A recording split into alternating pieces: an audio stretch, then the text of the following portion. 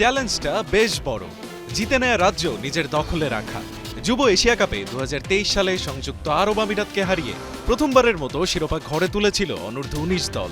Asia কাপের এবারের আসরে শিরোপা ধরে রাখার মিশনে সংযুক্ত আরব আমিরাতে পা রাখবে বাংলাদেশের যুবারা। তার আগে শনিবার মিরপুর শেরেবাংলা স্টেডিয়ামে হয়ে গিয়েছে ইয়াং টাইগারদের ফটো সেশন।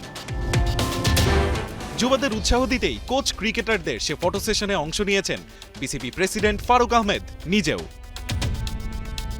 আরও দেখা মিলল দেশের ইতিহাসে সেরা ওপেনার তামিম ইকবাল খানের। নিজের অভিজ্ঞতার ঝুলি যেন খানিকটা খুলে দিলেন ইয়াং টাইগারদের জন্য, করতে চাইলেন অনুপ্রাণিত।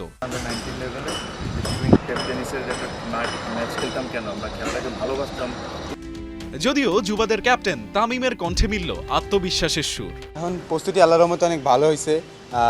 আমরা গত 3-4 মাস ধরে অনেকে কষ্ট করতেছি, আমাদের ম্যানেজমেন্ট, আমাদের প্লেয়ার সবাই, আমাদের অনেক বন্ডিংটা অনেক ভালো, অনেক কষ্ট করতেছি, একটা প্রসেসে আগাইতেছি। আর যেহেতু আমাদের গতবার আমরা চ্যাম্পিয়ন ছিলাম, সেটা আর কি ধরে রাখার চেষ্টা করতেছি।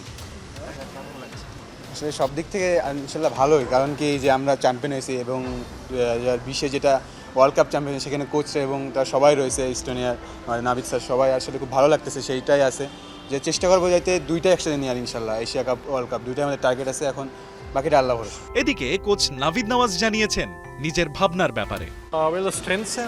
আমি দলের দায়িত্ব নেওয়ার পর সিলেট ও রাজশাহীতে ক্যাম্প করেছি। দলের জন্য একটি নির্দিষ্ট কৌশল তৈরির চেষ্টা করছি। ভালো পরিকল্পনা নিয়ে এগোলে বিশ্ব ক্রিকেটে ফলাফল আসবেই। তবে দলটি এখনও নতুন। এশিয়া কাপের পর আরও কিছু সিরিজে আমরা নিজেদের শক্তি সামর্থ্যের পূর্ণ প্রতিচ্ছবি দেখতে পাবো। বিশ্বকাপ জেতার ভাবনা এখন মাথায় নেই, বরং আমি দলের ভিত শক্ত করতেই বেশি মনোযোগী। সেখান থেকেই ক্রিকেটাররা ধারাবাহিকভাবে ভালো করবে। 29 নভেম্বর থেকে শুরু হবে যুব এশিয়া কাপের গ্রুপ পর্বের খেলা। উদ্বোধনী দিনেই আফগানিস্তানের বিপক্ষে মাঠে নামবে বাংলার যুবারা। রায়ান আহমেদ, একাত্তর।